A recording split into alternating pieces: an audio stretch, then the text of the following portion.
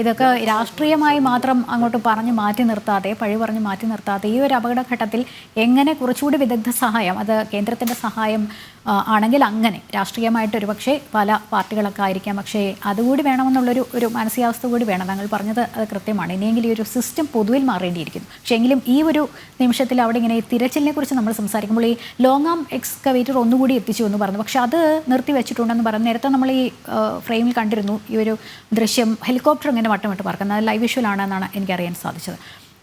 അത് ഈ ഹെലികോപ്റ്ററിൻ്റെ തിരച്ചിലും ഒക്കെ എങ്ങനെയാണ് ഈ ഒരു സമയത്ത്? മാത്രമല്ല ഈ ബൂം ലോങ് ആം എക്സ്കവേറ്റർ അതിൻ്റെ പ്രവൃത്തി ഇപ്പോൾ നിർത്തിവെച്ചിരിക്കുന്നു എന്ന് പറയുന്നു. അത് എന്തുകൊണ്ടായിരിക്കും?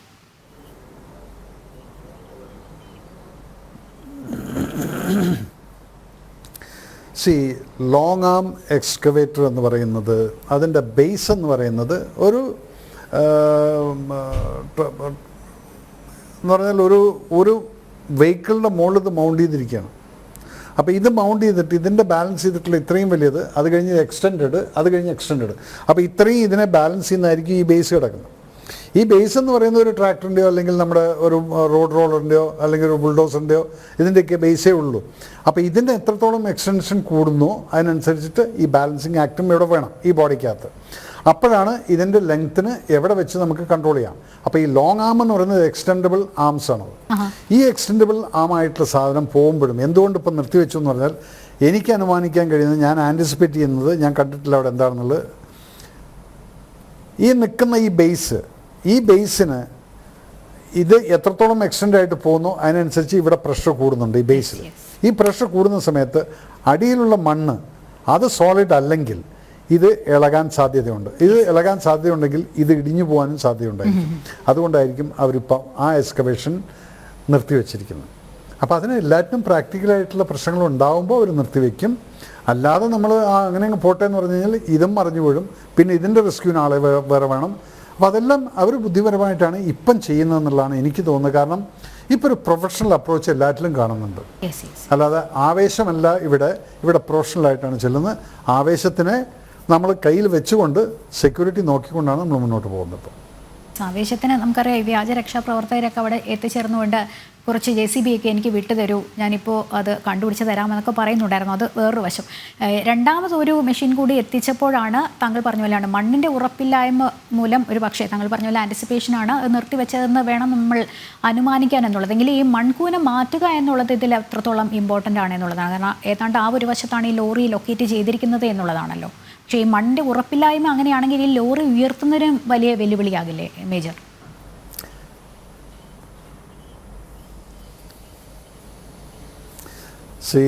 ലോറി ഉയർത്തുന്നത്, ഇന്ന് ഇന്ദ്രപാലം പറഞ്ഞത് എന്താണെന്ന് വെച്ചാൽ, സർ ഞാനവിടെ എനിക്ക് ബോഡി കോണ്ടാക്റ്റ് കിട്ടിക്കഴിഞ്ഞാൽ ഇതിനെ എക്സ്കവേറ്റ് ചെയ്യാം. എക്സ്കവേറ്റ് എന്ന് പറഞ്ഞാൽ അതിന് ലിഫ്റ്റും ക്രെയിനൊന്നുമില്ല, അതിനെ നമ്മൾ ഹൈ ഇൻറ്റൻസിറ്റി അയൺ വയർ വെച്ച് ഹുക്ക് ചെയ്തിട്ട് ഇതിൻ്റെ ചേസിയിൽ ഹുക്ക് ചെയ്തിട്ട് പിന്നെ നമ്മൾ ഇൻഡസ്ട്രിയൽ ക്രെയിൻസ് എല്ലാം വെച്ചിട്ടാണ് ഇതിനെ പൊക്കുന്നത്. പക്ഷേ ഈ പൊക്കുന്ന സമയത്തും ഓരോരോ ഇഞ്ച് വരുമ്പോഴും ഈ പ്രഷർ, വാട്ടർ പ്രഷർ അതിനനുസരിച്ച് വന്നുകൊണ്ടിരിക്കും. അപ്പം നിങ്ങൾ വിചാരിക്കുന്ന പോലെ ഒരു സാധനത്തെ പൊക്കി ഇങ്ങനെ എടുക്കല്ലത്. ഈ എടുക്കുന്ന സമയത്ത് ഇവിടുന്ന് വരുന്ന ഫോഴ്സ് എന്ന് പറയുന്നത് ഇതിനെ തള്ളിക്കൊണ്ടിരിക്കുകയായിരിക്കും. ഈ തള്ളുന്നതിൻ്റെ ഇമ്പാക്റ്റ് എന്ന് പറയുന്നത് ഇതിനെ കൺട്രോൾ ചെയ്യുന്ന മെഷീൻ്റെ മുകളിലായിരിക്കും. അപ്പോൾ എല്ലാം കൊണ്ടും നോക്കിക്കഴിഞ്ഞാൽ it's a very difficult task. അത് എങ്ങനെ അവർ എടുക്കുന്നു എന്ന് പറഞ്ഞാൽ, അവർ എടുത്ത് പുറത്തേക്ക് ആക്കിക്കഴിഞ്ഞാൽ we all should give a clap to them. Why? Because it is not all that easy what you are thinking. നിങ്ങൾ വിചാരിക്കുന്ന പോലൊരു എളുപ്പമുള്ള കാര്യമല്ല. നേച്ചറായിട്ട്, പ്രകൃതിയുമായിട്ട് മല്ലിടുക എന്ന് പറയുന്നത്, നമ്മളൊരു മനുഷ്യനും അല്ലെങ്കിൽ ഒരു മൃഗവുമായിട്ട് മല്ലിടുന്ന സമയത്തും നമുക്കൊരു ലിമിറ്റുണ്ട്. പക്ഷേ ഇതിന് യാതൊരു ലിമിറ്റുമില്ല. പ്രകൃതിക്ക് കോപം വന്നു കഴിഞ്ഞാൽ പിന്നെ ആരാരും തടുക്കാൻ പറ്റുന്നില്ല. അത് നമ്മൾ കണ്ടുകൊണ്ടിരിക്കുന്നതാണ്. അത് പ്രളയമായാലും ഭൂകമ്പമായാലും അഗ്നിപർവ്വതമാണെങ്കിലും എന്തു തന്നെയായാലും ശരി, ഇതിനെല്ലാറ്റിനും പ്രകൃതി എന്ന് പറയുന്നൊരു ശക്തിയുണ്ട്. ആ ശക്തിയോട് കളിക്കുന്നതിനനുസരിച്ച് നമുക്ക് അതിനുള്ള റിട്ടാലിയേഷൻ കിട്ടും. അതാണ് നമ്മൾ അനുഭവിച്ചുകൊണ്ടിരിക്കുന്നത്. നമ്മൾ പലപ്പോഴും പറയും അത് ചെയ്യരുത്, ഇത് ചെയ്യരുത്, മല സംരക്ഷിക്കണം, ഫോറസ്റ്റ് സംരക്ഷിക്കണം, ഇതൊക്കെ പറയുന്ന സമയത്ത് ആരും അതിനെക്കുറിച്ച് ചിന്തിക്കാറില്ല.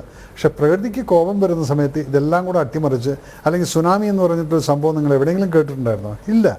അതിൻ്റെ കാരണം സ്റ്റഡി ചെയ്ത് വന്നപ്പോൾ എന്താണ്, imbalancing of the weight in the earth എന്നുള്ളതാണ് നമ്മളത് കണ്ടുപിടിച്ചത്. കാരണം മധുരയിൽ കിടക്കുന്ന കല്ലുകൾ മുഴുവൻ, മധുര അല്ലെങ്കിൽ ആ സ്ഥലത്ത് തമിഴ്നാട്ടിൽ കിടക്കുന്ന കല്ലുകൾ കണ്ടെയ്നർ ലോറി വഴിക്ക് ഇങ്ങനെ പോയിക്കൊണ്ടിരിക്കുന്നുണ്ടായിരുന്നു.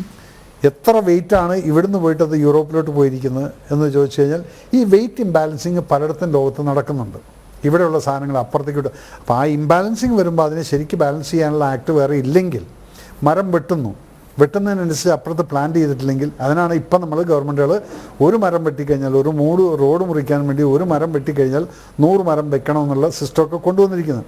എത്ര പേര് ഫോളോ ചെയ്യുന്നുണ്ട്? നമ്മളിത് ഈ സ്റ്റഡിയൊക്കെ ചെയ്ത് നമ്മളിത് പറയുന്നതിനനുസരിച്ച്, അതുകൊണ്ടാണ് പ്രകൃതിയോട് മല്ലിടുന്ന സമയത്ത് എപ്പോഴും സൂക്ഷിക്കണം. You are just peanuts, you will be crushed, humans are nothing. അപ്പോൾ അതുകൊണ്ട് ഈ ഹ്യൂമൻ ബീയിങ്സ് ഇനിയും ഈ പ്രകൃതിയെ സംരക്ഷിച്ചില്ലെങ്കിൽ നമുക്കിതുപോലുള്ള കലാമിറ്റീസും, അകാലത്തിൽ പ്രളയം, അകാലത്തിൽ വിചാരിക്കാത്ത ചൂട്, ഇതെല്ലാം വന്നുകൊണ്ടിരിക്കുന്നത് എന്തുകൊണ്ടാണ്?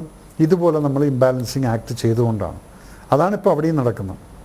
അപ്പോൾ ഹെലികോപ്റ്റർ കറങ്ങുന്നതൊക്കെ എന്ന് പറഞ്ഞാൽ എന്തെല്ലാം ഡിറ്റക്ട് ചെയ്യാൻ പറ്റുമെന്നുള്ള അവർ ഗ്രാസ്പ് ചെയ്യാൻ നോക്കിക്കൊണ്ടിരിക്കുകയാണ്. So everybody is doing the job. നമ്മൾ കാത്തിരിക്കുകയാണ്. So wait and pray for it.